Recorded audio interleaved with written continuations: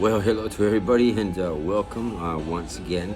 I just wanted to pop real quickly up here to wish every father a happy Father's Day.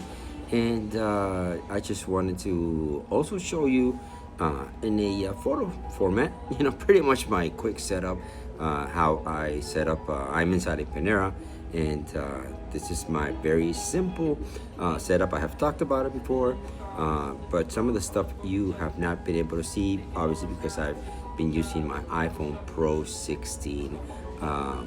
The Pro Max, right? Okay, to film some of the videos, and so you weren't able to see the phone or maybe the stand. So what I did today, okay, just to take the setup, is I got Jasmine to actually take a photo of my setup, with me behind it, so you guys can see everything that I use for my portable setups.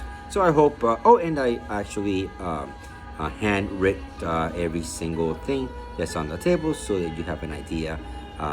How small the setup is.